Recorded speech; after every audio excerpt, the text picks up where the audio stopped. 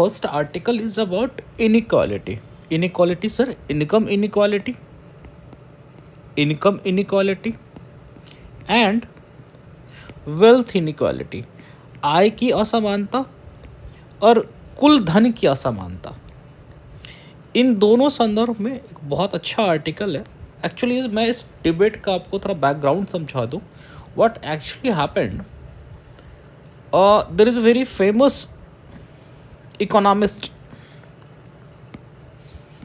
Famous economist, named Thomas Piketty.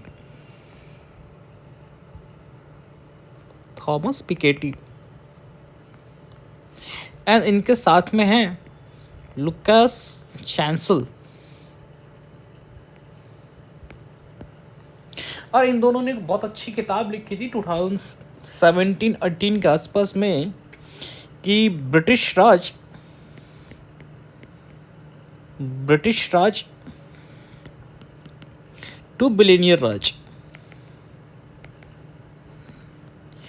और इस book का जो मेन थीम था ये था कि ब्रिटिश इंडिया के कंपैरिजन में अभी रिसेंट के टाइम में, स्पेशली जब हमारे यहाँ ग्लोबलाइजेशन और इकोनॉमिक रिफॉर्म्स हुए हैं, उसके बाद हमारे यहाँ ओवरऑल इनकम इनइक्वालिटी बढ़ते जा रही है। जो टॉप 10% लोगों के पास जो वेल्थ है और इनकम है वो तेज़ी से ऊपर जाता जा रहा है। जो बॉटम में है उनका घटता जा रहा है टोटल वेल्थ, और इनकम जो है वो गैप बढ़ता जा रहा है। सो इस वाला जो 2017-18 में जो उन्होंने बुक पब्लिश की, that book very detailed article, और उन्होंने 1922 से लेके 2017-18 तक का उन्होंने इनकम टैक्स का डेटा यूज़ किया था। और that data they come up with this conclusion.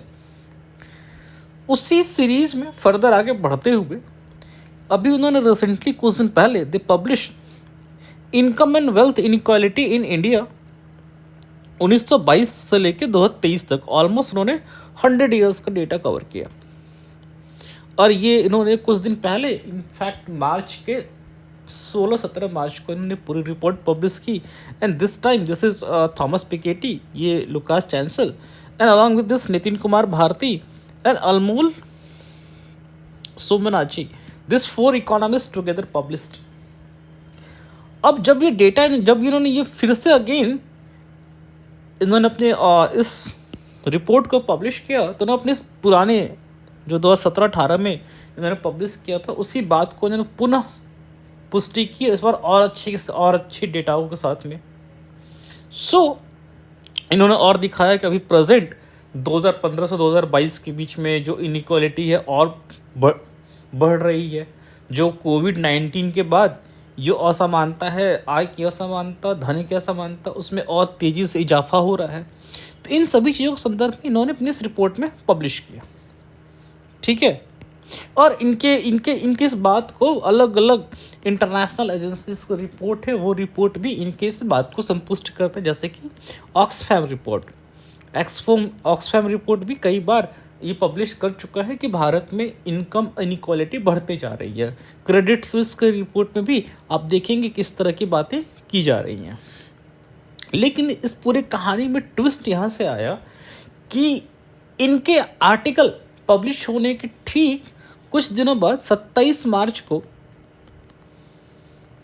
जो अपने सुरजीत भल्ला हैं, पीएम इकोनॉमिक एडवाइजरी काउंसिल कुछ दिन मेंबर भी रह चुके हैं, पार्ट टाइम मेंबर, और अभी के जो प्रेजेंट अपने चीफ इकोनॉमिक एडवाइज़र हैं, उन्होंने इस रिपोर्ट के अगेंस्ट में इंडियन एक्सप्रेस में एक बहुत ही कॉम्प्रिहेंसिव आर्टिकल पब्लिश किया। दोनों ने अपना आर्टिकल अलग अलग पब्लिश किया, और दोनों ने इनके सारे के सारे इन्होंने जो क्लेम किया था कि भारत में रिसेंट टाइम में आर्थिक असमानता बढ़ते जा रही है, उस चीज़ को बहुत ही कड़े शब्दों में इनका काउंटर किया।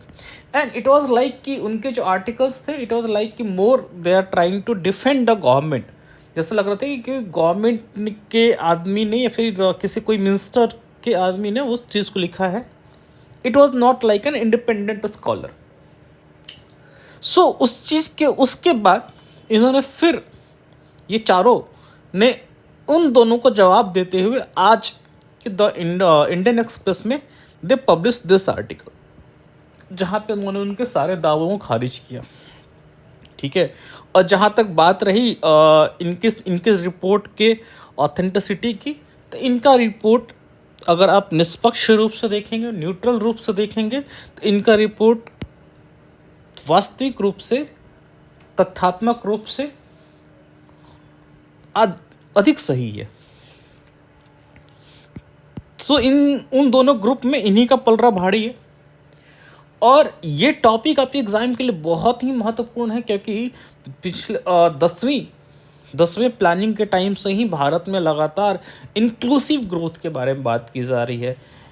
11वें प्लानिंग कमीशन का जो वो था स्लोगन इंक्लूसिव ग्रोथ, 12वें में था मोर इंक्लूसिव ग्रोथ। सो इंक्लूसिव ग्रोथ जो है वो मेन चैलेंज है। जब से हमारे यहाँ एलपीजी रिफॉर्म हुआ, एलपीजी रिफॉर्म होने के बाद हमने ये देखा कि ग्रोथ के बावजूद हमारे यहाँ असमानता बढ़ते जा रही। एक तरफ हमारे आर्थिक दर में बढ़ावा तो आ रहा है, लेकिन जो आय की असमानता है, जो गैप था, ये गैप टॉप 10% का बॉटम 50% का ये गैप बढ़ता जा रहा है। सो ये really it's a matter of concern, क्योंकि जितना ज़्यादा आय की असमानता बढ़ती जाएगी, क्या हो, कॉन्सेंट्रेशन ऑफ वेल्थ टॉप पे होता जाएगा। और कॉन्सेंट्रेशन ऑफ पूरा वेल्थ ऑफ कॉन्सेंट्रेशन एक टॉप पे हो जाएगा, तो वो सोसाइटी बहुत ज़्यादा सस्टेनेबल नहीं हो सकती। वैसे भी आपके आर्टिकल 39 ऑफ डीपीएसपी से preventing the concentration of wealth in few hands. So ये तो अपने डीपीएसपी सिद्धांतों के खिलाफ जा रहा है। दूसरा, आपके प्रियम्बल में भी लिखा हुआ है equality of status and opportunity, समानता के जो सिद्धांत है उसके अगेंस्ट है। और ओवरऑल जो सोशल जस्टिस, जिसमें इंक्लूसिव ग्रोथ जिसका एक अभिन्न अंग है, उसके खिलाफ है। सो इस आर्टिकल के बारे में क्या समझते हैं कि इन्होंने कि इस क्या क्या फाइंडिंग की अपने इस रिपोर्ट में इन्होंने दिया है। सबसे पहले ये जो जिन लोगों ने इनको काउंटर किया है, उन्होंने ये बातें उठाई हैं कि आपका डेटा सही नहीं है। सो इन्होंने जो डेटा यूज़ किया, दैट डेटा बेसिकली गवर्नमेंट का ही डेटा यूज़ किया, लाइक टैक्स डेटा जो इनकम टैक्स पब्लिश करती है department, consumption survey data, PLF periodic labour force survey. ठीक है, इसका आइस 360 का भी एक डेटा था जिसका उन्होंने यूज़ किया है। ये भी हाउस होल्ड सर्वे जो डेटा गवर्नमेंट का ही है। So they have use mainly government data and this coming with this conclusion. इन्होंने क्या क्या चीज़ें फाइंड की। सबसे पहला पॉइंट देखते हैं कि जो टॉप 1%, जो आपके ऊपर के टॉप 1% लोग हैं, उनका आपके इनकम और शेयर और वेल्थ में क्या शेयर है। सो टॉप 1% का जो इनकम है, इनका जो इनकम था, ये 20% इन कॉलोनियल इरा टू 6% 1982। मतलब ये कहना चाह रहे हैं कि 1982 के टाइम पे, ब्रिटिश राज के टाइम पे, ये जो टॉप 1% थे, इनका इनकम में टोटल शेयर 20% था सर। और ये घट के 1982 के आसपास में ये आपका सर आ गया 6.1%। सो ये वाला जो दौर था 1980 से लेके 1969 से लेके ये वाला फेज 1977 तक, ये वाला फेज था जहाँ पे इंदिरा गांधी ने एग्रेसिव सोशलिज्म का टर्न लिया था। सो ये डिक्लाइन सोशलिस्टिक पॉलिसी के अंतर्गत, और खास करके इस पीरियड में बहुत स्टीप डिक्लाइन आया था। लेकिन उसके बाद ये 1991 के बाद देखेंगे कि सीधा ये कर्व बढ़ना शुरू हुआ, और फाइनली ये 20 से अभी प्रेजेंट 2022-23 में इट रीच टू 20.6%। सो इसीलिए ऑथर बार बार कहते हैं ब्रिटिश राज में भी टॉप 1% जो थे उनका 20% ही था। लेकिन आज जब हमारे एक लिबरल डेमोक्रेसी है, जब हमारे कहते हैं कि हमारी डेमोक्रेटिक जड़ें काफ़ी मजबूत हो चुकी हैं, उस परिप्रेक्ष्य में भी हमारे यहाँ जो कुछ टॉप के लोग हैं 1%, उनके हाथ में टोटल 20 पॉइंट मतलब ऑलमोस्ट 23% इनकम में शेयर है, जो कि ब्रिटिश टाइम से भी हाईएस्ट है, से ज़्यादा है। तो ये पॉइंट ये बार बार उठाते हैं, और इनफैक्ट इनका जो पुरानी रिपोर्ट पब्लिश हुई थी 2017-18 में, उसका नाम ही था British Raj to billionaire Raj. British Raj में इस चीज़ को दर्शाने की कोशिश किया था, और बिलियनियर राज में इस चीज़ को दर्शाने की कोशिश करते हैं, और ये कहने की कोशिश करते हैं कि ब्रिटिश राज, जो कि राज हमारी सरकार नहीं थी, उसके बावजूद आज जब हमने अपनी सरकार का गठन कर लिया, उसके बावजूद ये इनइक्वालिटी बढ़ रही है। तो पहला पॉइंट तो सर ये है, ठीक है। दूसरा, इनकम ग्रोथ स्क्यूज, मतलब वही स्क्यूज मतलब कुछ पर्टिकुलर सेगमेंट का जो ग्रोथ है वो काफ़ी तेज़ी से हो रहा है। जैसे ग्रोथ इंश्योरेंस कल so that income growth skew towards top 1%, कि जो इनकम ग्रोथ है जो टॉप कैप के 10% है उनका काफ़ी ज़्यादा है, उसमें भी टॉप 10% में जो टॉप 1% है उनका और ज़्यादा है। सो ये जो क्या है, ये इनकम इनइक्वालिटी को और ये बढ़ाते जाएगा। इट्स लाइक दैट कि जो ऊपर 1% बहुत तेज़ी से फास्ट चल रहे हैं, और बॉटम वाले स्लो चल रहे हैं, तो ये जो गैप है सर, ये गैप फर्दर बढ़ता जाएगा, और इसमें भी 10% में भी जो ऊपर का टॉप 1% है वो और तेज़ी से भाग रहा है। ये इन्होंने आगे डेटा के साथ पब्लिश किया है, ठीक है। देन अगेन जो टॉप 0.1% लोग हैं,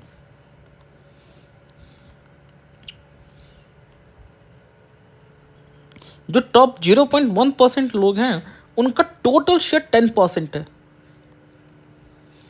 ठीक है।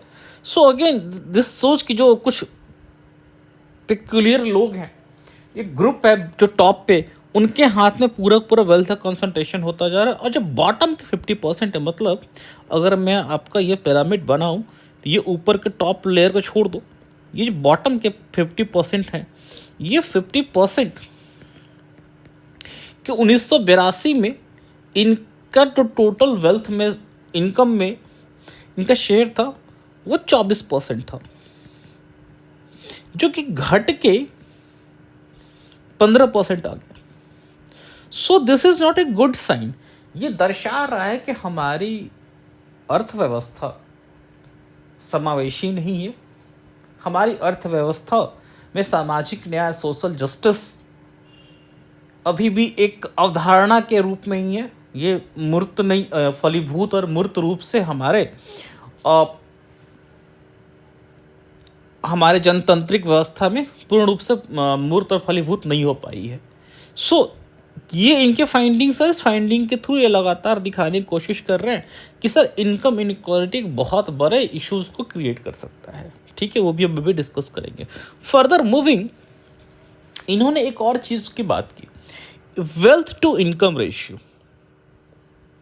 मतलब कि आपके पास कुल कितनी संपत्ति है, ठीक है सर, डिवाइडेड बाय आपकी कितनी आय है, ठीक है। सो ये चीज़ के थ्रू जानने की कोशिश करते हैं कि वेल्थ का डिस्ट्रीब्यूशन आपकी आय के हिसाब से कैसा है। अभी हम समझेंगे कि इसका सिग्निफिकेंस क्या है। So basically wealth to income ratio is about combining income and wealth data to estimate ratios across the distribution, revealing the steep increase from the bottom to the top 0.1%, ठीक है। अब इसमें जब हमने वेल्थ टू इनकम रेशियो को देखा तो एक बड़ी अजीब सी बात समझ में आई कि जो लोग बॉटम में हैं इस पिरामिड के, इनके पास जो कुल संपत्ति है, इनके मंथली है जो भी एनुअल इनकम है, आई थिंक इन्होंने मेंशन नहीं किया मंथली और एनुअल, इनके इनकम का महज 30 to 40% है।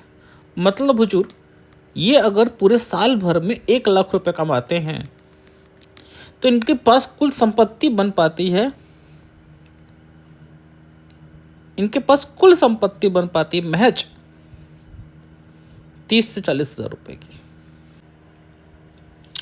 वहीं दूसरी तरफ आपके जो टॉप 0.001% जो लोग हैं, बिल्कुल बिल्कुल बिल्कुल आपके टॉप में, यहाँ पे इनमें क्या देखा गया कि इनकी जो कुल संपत्ति है और इनकी जो आय है, इसमें अगेन बहुत बड़ा गैप है। इनकी कुल संपत्ति और इनकी आय में जो रिलेशन है वो ये है कि इनके इनकम से इनकी कुल संपत्ति 46 गुना ज़्यादा है। मतलब यहाँ पे जहाँ 30-40% पे आके मामला रुक गया था, वहाँ पे हजूर यहाँ पे 4600% अपने इनकम से ज़्यादा वेल्थ है इनके पास। सो ये क्या सिचुएशन क्रिएट करेगा कि इनके पास चूंकि ज़्यादा वेल्थ है, सो इनके वेल्थ पे भी पैसा आ रहा है। मान लो बहुत लेमन टर्म में समझो कि इनके पास एक संपत्ति, इनके पास एक बड़ा सा घर है, इनका बड़ा सा घर है जिस घर में 6-7 फ्लैट हैं, इन्होंने उसे किराया चढ़ा रखा है। तो जो घर का वैल्यू है वो तो है ही, प्लस इससे रेंटल भी आ रहा है। सो इनका वेल्थ तो बढ़ता जा रहा है। बट यहाँ पे क्या हो रहा है कि इनके इनकम में, अगर ये साल भर में 1 लाख कमा रहे हैं और इनका सिर्फ 30 से 40 हज़ार का संपत्ति बना पा रहे हैं, मतलब इनका जो मोस्टली खर्चा है वो इनके डे टू डे लाइफ में चला जा रहा है, ख़त्म हो जा रहा है। और ये भी ओवरऑल एग्रीगेट डेटा है, जिसके और अंदर जाएंगे पता चलेगा बहुत लोग तो सिर्फ किसी तरह से अपने आप को सर्वाइव कर पा रहे हैं। ठीक है, so this is the real implication. ये वेल्थ टू इनकम रेशियो के थ्रू दर्शाने की कोशिश कर रहे हैं कि कुछ लोगों के इनकम और वेल्थ में इतनी डिस्पैरिटी है कि कुछ लोगों की कुल संपत्ति उनके सालाना आय से भी कम है, और कुछ लोगों की संपत्ति उनके आय से बहुत ज़्यादा है। जिनकी ज़्यादा है तो उनके संपत्ति पे भी उनको इनकम मिल रहा है।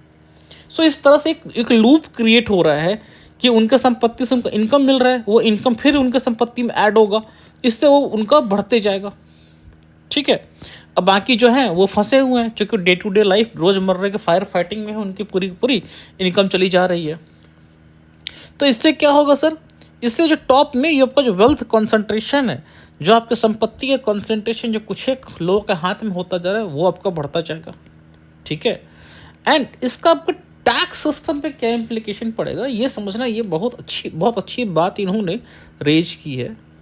इन्होंने ये बात रेज की है कि चूंकि हमारे यहाँ भारत के इनकम टैक्स के जो रेजीम है, उस रेजीम को प्रोग्रेसिव रेजीम माना जाता है, क्योंकि हम अपने यहाँ पे टैक्स लोगों को उनके इनकम स्लैब के हिसाब से करते हैं।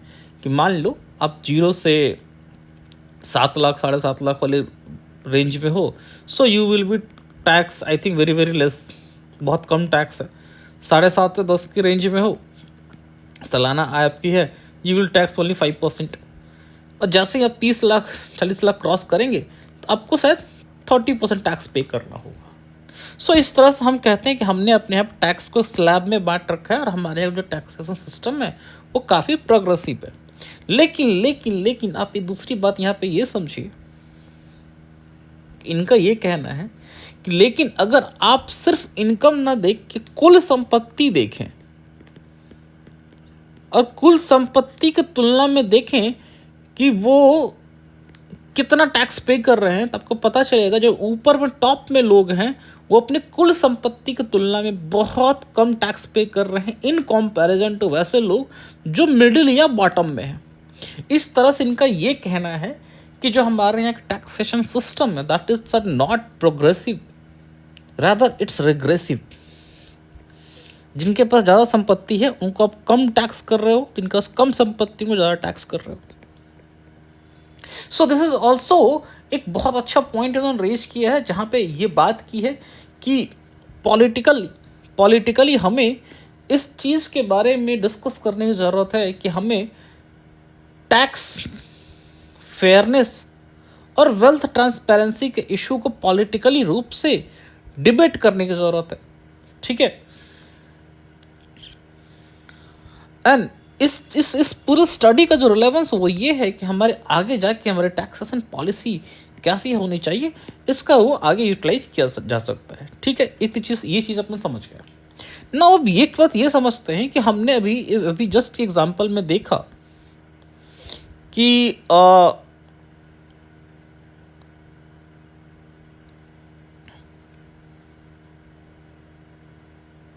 हाँ, हमने जस्ट कभी एग्जांपल में देखा कि दो तरह के अपने ग्रुप हैं। एक ग्रुप ऐसा है कि जिनके इनकम और वेल्थ का जो संबंध है वो ऐसा है सर कि इनकम का महज 30 to 40% वेल्थ है। सो ये ग्रुप है, मान लेते हैं बी, ये वाला ग्रुप। और एक ग्रुप सर ऐसा है जिनका जो इनकम है सर, इनकम से 46% ज़्यादा उनका वेल्थ है। मतलब वो सालाना अगर 1 लाख रुपए कमा रहे हैं तो उनके पास कुल 46 लाख की प्रॉपर्टी है। सो ऐसा चूंकि हुआ क्यों, इस कारण को समझने की कोशिश करते हैं। पहले देखते हैं वो लोग जिनके पास इनकम से ज़्यादा वेल्थ है। सो चूंकि इनके पास हाई इनकम है, सो हाई इनकम होने के कारण होता क्या है कि इनका जो majority day to day fire fighting, रहना खाना, ऑल दिस थिंग्स, वो करने के बाद they have a large saving. और इस सेविंग को दे स्टार्ट इन्वेस्टिंग इन ऐसे बिजनेस में या फिर ऐसे चीज़ों में, गोल्ड हो गया, रियल एस्टेट हो गया, या फिर फाइनेंशियल इक्विटी वगैरह में, जहाँ से उनका wealth is growing over a time. तो दैट सेविंग जो उनकी, वो सेविंग इज ग्रोइंग। प्लस अब ये सेविंग ग्रो हो रही है, मान लो इनका जो थर्ड जनरेशन होगा, दादाजी देन फादर देन सन, जो थर्ड जनरेशन होगा, दैट थर्ड जनरेशन में वो वेल्थ पहुंचते पहुंचते बहुत ज़्यादा हो जाएगा।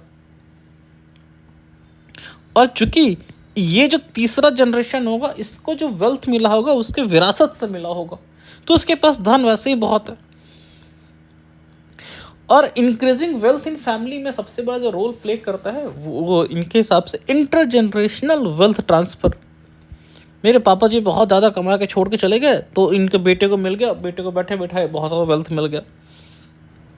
प्लस ये जो बड़े लोग होते हैं, इनके पास टैक्स अवॉइडेंस की बड़ी अच्छी स्ट्रैटेजी होती है, क्योंकि हमारे पास जो टैक्सेशन सिस्टम है उसमें बहुत तरह के लीगल लूप होल्स होते हैं। अब लीगल लूप होल्स हैं, तो आपने क्या किया सर कि आपने चार्टर्ड अकाउंटेंट को पकड़ा, उसको बताया कि देखो भैया हमारी इतनी इतनी इनकम है, इतना पैसा है, तुम कैसे मैक्सिमम बचा सकते हो। वो इसी चीज़ का पैसा ही लेता आपसे, आपको बोला कि ठीक है हम इतना फ़ी दे दीजिए, आपका हम टैक्स बचा देंगे। सो मेजॉरिटी उन्होंने टैक्स का जो लीगल लूप होल्स यूज करके उन्होंने पैसा बचा लिया। प्लस इकोनॉमी जब स्केल का मतलब क्या होता है, कब जब मान लो आप किसी चीज़ को छोटी मात्रा में प्रोड्यूस करने जा रहे हो, तो उसमें कम खर्च, ज़्यादा खर्च आएगा, लेकिन वहीं बड़ी मात्रा में प्रोड्यूस करेंगे कम खर्च आएगा। इसको इस तरह समझें, अगर आपको 2 आदमी का सब्जी बनाना है, खाना बनाना है 2 आदमी का, और वही खाना बनाना है 3 आदमी या 4 आदमी का, तो क्या 2 आदमी या 4 आदमी में जो अमाउंट होगा वो सेम होगा? नहीं होगा। एफर्ट होगा सेम होगा, भले आदमी आपके डबल हो गए 2 से 4, लेकिन जो एफर्ट होगी, जो क्वांटिटी होगी, वो शायद 20 से 30% ही बढ़े। इसको बोलते हैं इकोनॉमीज ऑफ स्केल। तो चूंकि ज़्यादा पैसा है तो they can go for economies of scale, उससे क्या होगा, वेल्थ ज़्यादा बढ़ेगा। लेकिन वहीं पे दूसरी तरफ के लोग हैं, उनका देखिए, उनका जो एक तो उनकी आय बहुत कम है, और उस आय में जो हाइयर कंजम्पशन पैटर्न, सो उनका जो कंजम्पशन पैटर्न है वो हाई। अभी कुछ दिन पहले अपन ने बात किया था कि भारत में हाउस होल्ड डेट बढ़ता जा रहा है, सो उनका जो कंजम्पशन पैटर्न है वो बहुत हाई है। एंड ये उनकी जो सेविंग करने की कैपेसिटी है उसको रेस्ट्रिक्ट करता है। मतलब इनके पास सर पैसा बचेगा तब तो सेव करेंगे, जब एक तो बचेगा ही बहुत कम, और बच गया तो सेविंग करने के लिए बहुत छोटा सा अमाउंट है, सो दे विल सेव। ठीक है, और ये मेनली इनका जो पैसा होता है रेसिडेंशियल एसेट्स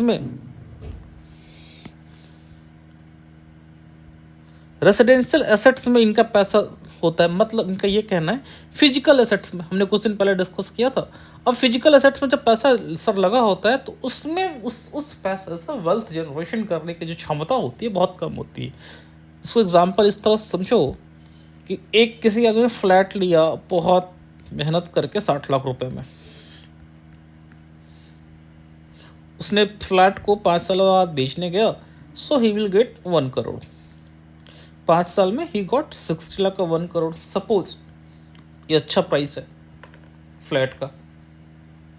लेकिन वहीं पे आज से 4 साल पहले किसी ने टाटा मोटर्स के शेयर खरीदे,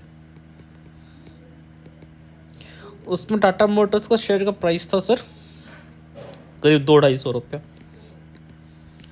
और अभी टाटा मोटर्स का शेयर का प्राइस चल रहा है 800-900। सो उसी हिसाब से अगर किसी ने 60 लाख रुपए का टाटा मोटर्स का शेयर खरीदा होता तो उसको भी मिल रहा था 2 करोड़ रुपए। यहां इसको मिल रहा सिर्फ 1 करोड़, तो यहाँ पे ही इज मेकिंग प्रॉफिट लगभग 3 गुना। सो ये वही समझाने की कोशिश कर रहे हैं कि फिजिकल एसेट्स में ज़्यादा पैसा लगा देने के बाद आपके पास अलग जो हाई वेल्थ जनरेशन अपॉर्चुनिटीज हैं वो पैसा आपके पास कम हो जाता है। तो थर्ड पॉइंट कि lack of intergenerational transfer, चूंकि मेरे पिछले जनरेशन ने कुछ कमा के नहीं छोड़ा है, तो वो जनरेशन से वेल्थ इस जनरेशन में नहीं आएगा। फिर ये जनरेशन में फायर फाइटिंग करते हैं, जीवन काट रही है, फिर ये अगले जनरेशन में वैसे ही जाएगा। सो इस तरह से वेल्थ अक्यूमुलेशन के चांसेस इसमें कम होते हैं, ठीक है। And the inability to accumulate multiples of annual income hinders significant wealth growth, ठीक है। और basically accumulate multiples of annual income, अब चूंकि इनकी जो वार्षिक आय है उस आय के तुलना में सेव नहीं कर पा रहे हैं, अकोमुलेट नहीं कर पा रहे हैं, तो ओवरऑल इनका वेल्थ ग्रोथ नहीं होता, बहुत रेयरली होता। तो मोस्टली हमारे जो लोग हैं वो बस रहने खाने में जीवन कट जा रहा है, थोड़ा बहुत कुछ कर ले रहे हैं, दिस इज़ व्हाट। बट जो टॉप क्लास है इनका wealth is growing, and this is जो अपना वेल्थ टू इनकम रेशियो ये दर्शा भी रहा है, ठीक है। Now coming to the next point कि क्या भारत में जो आर्थिक असमानता की स्थिति है यह अन्य देशों की तुलना में कैसी है, ठीक है। सो आप ये जान के हैरान होंगे कि चाइना, जहां हम बोलते हैं कि वहाँ की it's not a democratic country, China इस मामले में हमसे ज़्यादा अच्छा परफॉर्म किया है। चाइना में डिस्पाइट, जबकि चाइना ने इतना हाई ग्रोथ रेट किया, अभी कुछ देर पहले अपना डिस्कस किया था कि चाइना के पर कैपिटा जीडीपी अब डेवलप्ड कंट्री के बराबर होने वाली है, उसके बावजूद भी चाइना में जो इनकम इनक्वालिटी भारत से कम है। So it's a good policy China has played, ठीक है। बट इंडिया में is very very high. In fact India में जो वर्ल्ड में जिन जिन देशों को माना जाता है कि हाईली अनइक्वल है, उन कंट्री से भी ज़्यादा है। साउथ अफ्रीका, ब्राज़ील से भी ज़्यादा हमारे पास है, ठीक है। इसमें वही दिया, neighbouring China has manage to keep इस inequality moderate despite high growth, लेकिन इंडिया नहीं कर पाया। सबसे ज़्यादा हाईली अनइक्वल कंट्री पूरे वर्ल्ड में है इनकम इनइक्वालिटी के तुलना में, संदर्भ में, Russia is highly unequal country. उससे कुछ एक कंट्री है, इंडिया उसी टॉप 5 में I think in terms of inequality too will come. So India's top wealth share are closing country like USA while exceeding the USA, like Brazil and USA, ठीक है। सो ये अपना ओवरऑल ग्लोबल कंपैरिजन है। अब ये data, ये chart के through क्या समझाने की कोशिश कर रहे हैं कि बॉटम 50% प्लस टॉप 1%। अब देखो ये आपके बॉटम 50% है, जो ऊपर वाली लाइन चल रही है, ये लाइन जो चल रही है आप देख रहे हो, ये बॉटम 50% है। 1952 में देखो बॉटम 50% का शेयर ऑलमोस्ट 20% के आसपास है, और इनफैक्ट 1962 में 22.5 भी पहुंचा। 1982 में इट रीच्ड ऑलमोस्ट लगता है 23 के आसपास। सो ये शो कर रहे हैं कि हमने जो स्टार्टिंग में सोशलिस्टिक पॉलिसी अडॉप्ट किया था और हमने जो लैंड रिफॉर्म वगैरह बहुत सारे रिफॉर्म्स लेके आए थे, इट बेनिफिटेड। अब यहाँ से यू सी स्लोली डिक्लाइन, और अब ये वाला वो पीरियड है, ये पीरियड जहाँ अपना इकोनॉमिक रिफॉर्म हुआ। जस्ट लुक, यहाँ तक ये वाला पार्ट नीचे आ रहा है क्योंकि हमारे पास इसमें लैंड रिफॉर्म वगैरह हुए हैं, लैंड को डिस्ट्रीब्यूट किया गया है, तो इनका जो ये टॉप 1% लोग हैं, इनका जो वेल्थ है वो घटता जा रहा है। लेकिन लेकिन जैसे ही आप देखोगे ये 1991 वाले रिफॉर्म का लाइन पार करोगे, एक ह्यूज सडन स्पाइक आता है, और ये सडन 50% सडनली डाउन जा रहा है, और ऑलमोस्ट 2004-5 के बाद ये एक दूसरे को क्रॉस कर लेते हैं, ये ऊपर निकल जाता है और ये नीचे आ जाता है। और आज प्रेजेंट सिचुएशन ये है कि 2022 में जो आपके टॉप बॉटम 50% है, दे वेर अराउंड सम 15% के आसपास में, जो टॉप में है वो सारे 22 पे पहुंच गए। सो ये सिचुएशन हैज़ रिवर्स्ड, एंड इस सिचुएशन कहीं ना कहीं गवर्नमेंट पॉलिसी के अलावा जो आपकी ग्लोबलाइजेशन है, that globalisation is also responsible. जो हमने जिस तरह के हमारे यहाँ प्री मैच्योर डी इंडस्ट्रियलाइजेशन हुआ, that deindustrialisation is very very important. So this the same thing has been talked here, ठीक है। सो ये अपन ने बात किया, एंड ये जो वेल्थ टू इनकम रेशियो सबने बात करने के बाद दिखा, ये बिलियनियर राज, मतलब अब अरबपतियों का राज है भैया। एक जमाने में ब्रिटिश राज हुआ करता था, अब अरबपतियों का राज है। सो अब प्रश्न ये भी उठता है यहाँ पे कि सर ऐसा हुआ क्यों। हमने एलपीजी रिफॉर्म के बाद में वी सॉ कि सडनली एक बड़ा स्पाइक आया, ये जो हमने देखा था अभी, सडनली एक बड़ा सा स्पाइक आया, दिस स्पाइक, ठीक है, और ये डाउन हुआ। सो ऐसा एग्जैक्टली हुआ क्या था, कुछ कुछ कारण तो मैंने डिस्कस किया भी, ग्लोबलाइजेशन थे, आपके प्री मैच्योर डी इंडस्ट्रियलाइजेशन थे। थोड़ा इसको डिटेल में देख लेते हैं एग्जैक्टली व्हाट हैपेंड, ठीक है। इसमें आपको दो प्रमुख कारणों में इसको अपन डिसाइड कर सकते हैं। एक तो income inequality rise, income inequality बहुत ज़्यादा वो बढ़नी शुरू हुई, इसके पीछे क्या था, पॉलिसी शिफ्ट। जो सडनली जो अपना गवर्नमेंट इकोनॉमिक रिफॉर्म लेके आया, वो इकोनॉमिक रिफॉर्म ने सोशलिस्ट पॉलिसीज एंड रेगुलेशन को हटा के मार्केट बेस्ड रिफॉर्म की तरफ गया। मार्केट बेस्ड रिफॉर्म में कैपिटल पे रिटर्न बिकम मोर इम्पॉर्टेंट, ठीक है। प्लस प्लस प्लस हमने चूंकि हमारी इंडस्ट्री ओपन हो गई, हमारी इकोनॉमी ओपन हो गई, we started importing capital goods, और कैपिटल गुड्स के थ्रू धीरे धीरे लेबर वगैरह का रिप्लेसमेंट होने लगा इंडस्ट्री वगैरह में। So this is not good sign for your wealth income distribution, ठीक है। प्लस दूसरा पॉइंट जो अपने यहां पे है, growth process that is very very skewed मतलब सर कि कुछ पर्टिकुलर सेगमेंट, कुछ पर्टिकुलर सेक्टर में बहुत हाई ग्रोथ आया, और दूसरे सेक्टर जैसे agriculture, farm related activity, rural activities में कोई सिग्निफिकेंट ग्रोथ नहीं देखने को मिला। ऑन एवरेज वही स्टैग्नेंट ग्रोथ ही रहा, कुछ सालों तो नेगेटिव भी रहा है। So skewed growth process also, this growth does not lead to the creation of so many jobs. So कई बार एक इसको लेके क्वेश्चन भी होता है कि इंडिया में जो 1991 के रिफॉर्म के बाद में, स्पेशली इस दशक में, we have faced an era of jobless growth also growthless job. Jobless growth तो सर वो सेक्टर है जहाँ पे ग्रोथ आ रहा है बट वो जॉब्स क्रिएट नहीं कर पा रहे हैं, और ऐसे भी कुछ सेक्टर है जहाँ पे जॉब्स लोग मैक्सिमम लोग उसी में जॉब कर रहे हैं बट वहाँ पे ग्रोथ नहीं है, लाइक योर एग्रीकल्चर, ठीक है। And third point is rising capital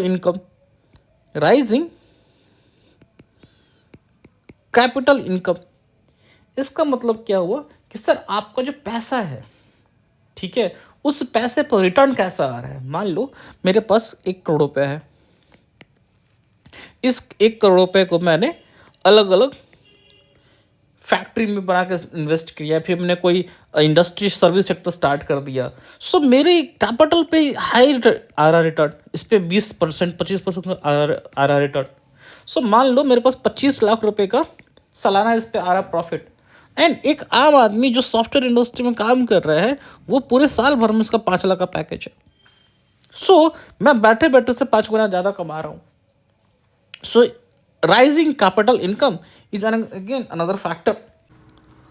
so इन बातों को ध्यान में रखते हुए हमें कैसे पॉलिसी की ज़रूरत है। सो सबसे पहली कि जो इंडिया में सर वेल्थ जनरेशन है बहुत हाई, वेल्थ जो कंसंट्रेशन है वेल्थ का टॉप 1% के पास वेरी वेरी हाई है। तो हमें एक कॉम्प्रिहेंसिव वेल्थ टैक्स की ज़रूरत है। हमारे इंडिया में 2016 से पहले वेल्थ टैक्स हुआ करता था, बट व्हाट हैपेंड आफ्टर 2016 हमने वेल्थ टैक्स को एबॉलिश कर दिया। और 2016 से पहले जो हमारे यहाँ वेल्थ टैक्स था, वेल्थ टैक्स का एप्लीकेशन बहुत ही लिमिटेड था। बहुत लिमिटेड का मतलब बहुत ही कम कैपिटल पे, बहुत ही कम चीज़ों पे ये एप्लीकेबल था, जिस कारण से बहुत इफ़ेक्टिव नहीं था ये। सो हमें एक इफ़ेक्टिव वेल्थ टैक्स की ज़रूरत है। इनफैक्ट OECD भी भारत में बढ़ते इनइक्वालिटी को लेके, OECD ने भी अपने बहुत सारे डॉक्यूमेंट में दे हैव रिकमेंडेड कि भारत में एक वेल्थ टैक्स को लाना चाहिए। So we need a comprehensive wealth tax to ensure कि गवर्नमेंट के पास एनफ कैपिटल हो so that government can take up its redistributive purpose. So आप एक फ्रेज नोट कर लो, रीडिस्ट्रीब्यूशन। देखो इसका मतलब ये हुआ कि इस इनइक्वालिटी को अपन दो तरीके से कम कर सकते हैं। एक तो सर ये होगा कि जो आपकी अर्थव्यवस्था है वो अर्थव्यवस्था में एक फंडामेंटल चेंज करने की ज़रूरत है, जिससे बहुत हाई रिटर्न कैपिटल पे ना मिल के जो लोगों का लेबर है, ओवरऑल कंट्रीब्यूशन उस पे आए, प्लस जो बॉटम में लोग हैं उनके पास भी सेविंग्स और उनके पास अपने सेविंग्स को ग्रो कराने की अपॉर्चुनिटी हो। जो अपन एक कंजप्शन वाला जो मॉडल है, डेट कर्ज लेके कंजप्शन करने वाला, वो मॉडल बहुत सस्टेनेबल नहीं है। एक तो ये, दूसरा गवर्नमेंट की जो रीडिस्ट्रीब्यूटिव पॉलिसी है that should be very very effective. इसका मतलब क्या हुआ, देखो ये टॉप पे लोग हैं, इनके पास पैसा बहुत है। So government is nothing but an agent जो यहाँ से पैसा उठा के नीचे डिस्ट्रीब्यूट करेगा। This is called distribution. और डिस्ट्रीब्यूशन कैसे करेगा, दैट इज थ्रू टैक्सेशन। उस टैक्सेशन की जो पॉलिसी है उसके इसी संदर्भ में आपको वेल्थ टैक्स की बात की जा रही है कि वेल्थ टैक्स लेके आए। फिर वही ये अप्लाइंग कैसे, तो you need to restructure the tax code. ठीक है ना, मूविंग फर्दर, इसके अलावा we need to have a inclusive public investment.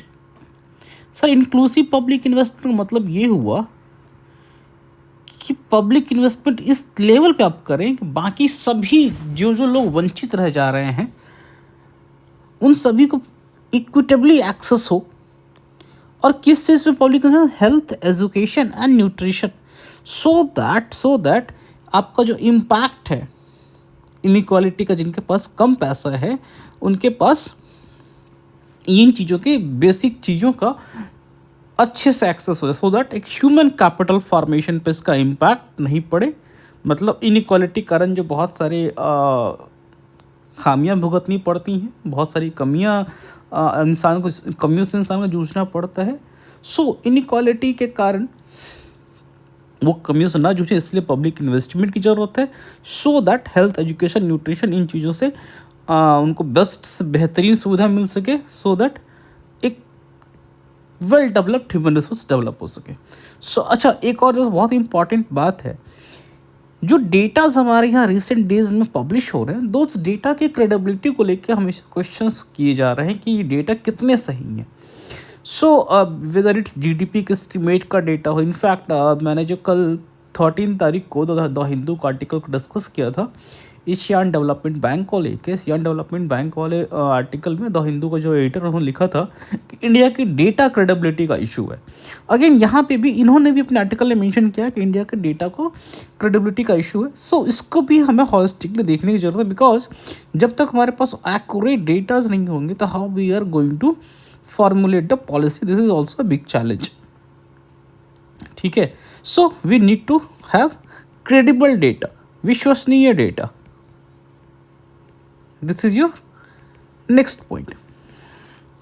So we need data transparency and plus democratization। इसका मतलब ये हुआ अभी रिसेंट टाइम में ऐसा कई बार देखा गया है गवर्नमेंट ने डेटा को पब्लिश नहीं करती या फिर पब्लिश भी करती है तो एक्सेस नहीं देती है, पब्लिक एक्सेस नहीं देती है।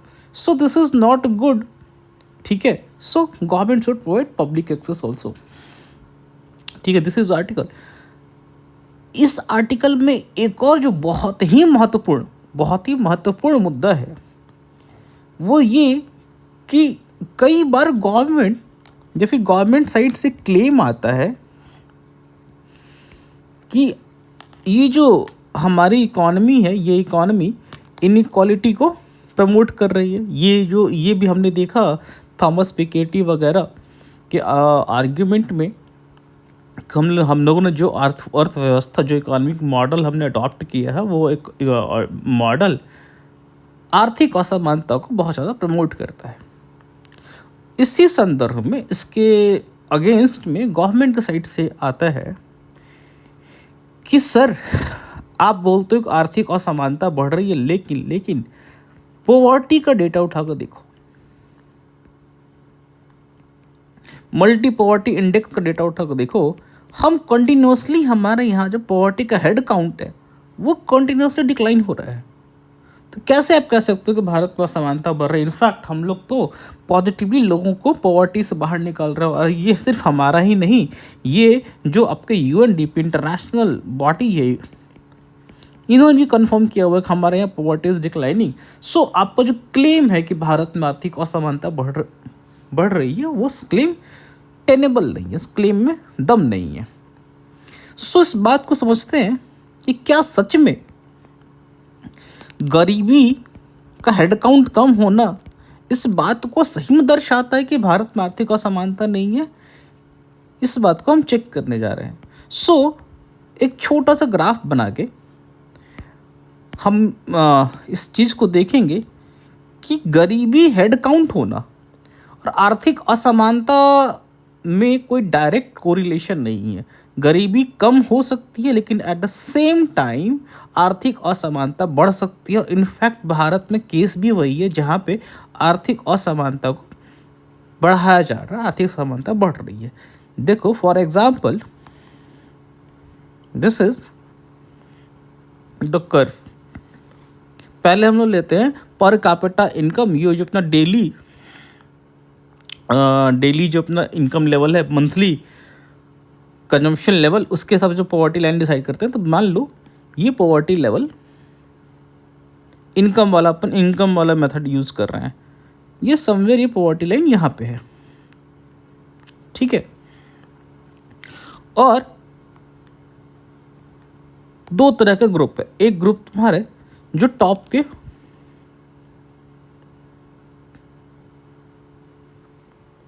के लोग हैं और एक ग्रुप तुम्हारा यहाँ पे है जो बॉटम पे है।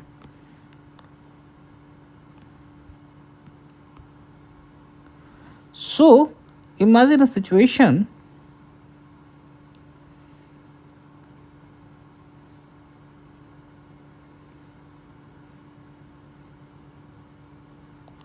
लुक, ये जो पॉपुलेशन थी आपकी, ये बिलो पॉवर्टी है, देयर बीपीएल। सो ये गरीबी में है। आप बोलोगे कि सर हमारे यहाँ के इकोनॉमिक रिफॉर्म के कारण ये देखो ये पॉपुलेशन गरीबी रेखा से बाहर आ गई। ट्रू, आपका यही क्लेम है, but at the same time जो सर ये गैप था, व्हाट अबाउट दिस गैप? ये लोग भले गरीबी रेखा से बाहर आ गए, but look at this gap, look at this gap, कि this gap is increasing। ठीक है, यही तो अपन कह रहे हैं कि सर आपने पॉवर्टी से भले ही बाहर कर दिया हो लोगों को, बट दिस गैप, यही तो गैप है सर इकोनॉमिक इनइक्वालिटी। और second, you are talking about, ये तो हमने प्राइस लेवल पर देख लिया, कंजम्पशन लेवल देख लिया। सेकेंड हम लोग देखा कि मल्टी पॉवर्टी इंडेक्स पे भी हेड काउंट काफ़ी कम हुआ है। तो क्या इसका मतलब है कि भारत की जो अर्थव्यवस्था है, भारत की जो विकास दर है, काफ़ी समावेशी है?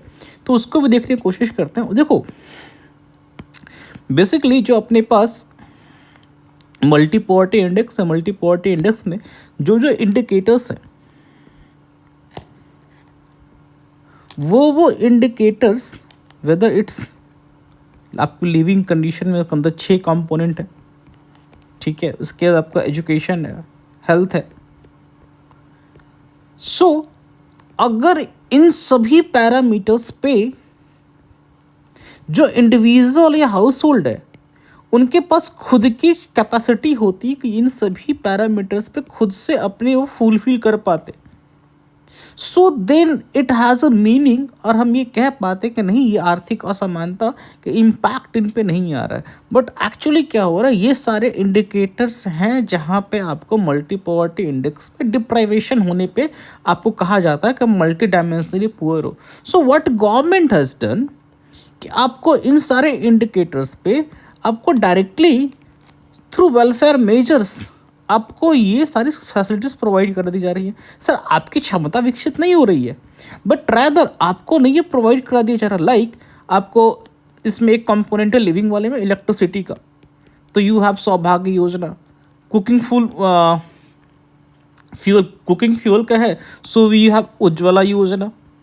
सो because of this in Modi in the present regime 2014 से the Modi government has done what, इन्होंने पब्लिक गुड्स से they have shifted towards private goods, and because of shift of private goods we are seeing ये जो indicators हैं इस पे fulfilment हो रहा है। Because of this fulfilment your MPI is declining, but again point ये है कि ये MPI is declining because of the welfare measure. This MPI is not declining कि भाई इसके पास एक क्षमता आ गई है कि जाके गैस सिलेंडर खरीद ले, this capacity has not developed.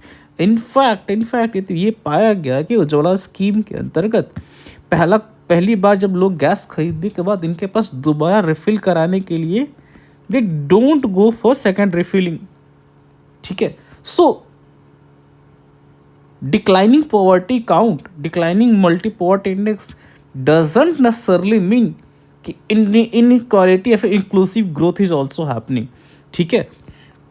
So this article I have covered holistically, ये inclusive growth से लेके every aspect you have covered, ठीक है। इसके अलावा इसके में कुछ और चीज़ें हैं that will cover in the class, ठीक है। Let's move further. So next very important article is dedicated freight corridor, that is dedicated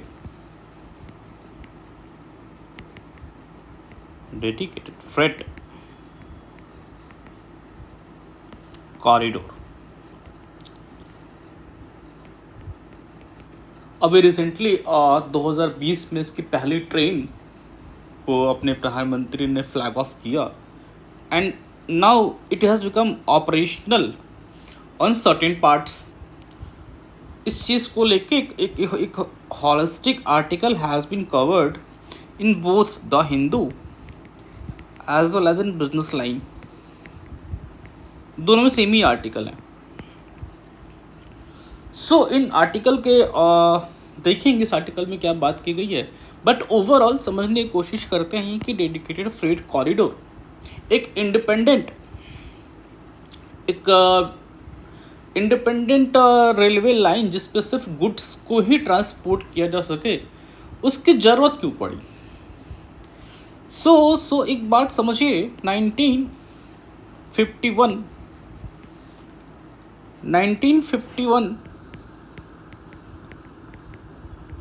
जो इंडियन गुड्स का कंट्रीब्यूशन था, जो इंडियन गुड्स आपके रेलवे के थ्रू ट्रांसपोर्ट हुआ करते थे, उनका टोटल शेयर रेलवे के थ्रू बस 83%। मतलब भारत में जितनी भी गुड्स का मूवमेंट हुआ करता था उसमें से 83% गुड्स आपके इंडियन रेलवे के थ्रू हुआ करते थे। एंड व्हाट हैपेंड, अभी रिसेंट में 2011-12 का डेटा के हिसाब से this share has came down to महज 35%। ये जो आपका शेयर है इंडियन रेलवे का गुड्स के मूवमेंट में, that came down significantly to 35%। मतलब majority of goods is being carried by road transport के माध्यम से हमारे majority of goods are being carried. अब चूंकि रोड ट्रांसपोर्ट रेलवे की तुलना में महंगा तो सर होता ही है, नो डाउट महंगा भी है, प्लस इन्वायरमेंटल इशू। इसके बावजूद, महंगा होने के बावजूद, जो भी आपके इंडस्ट्री वाले लोग हैं they are preferring to go by road transport.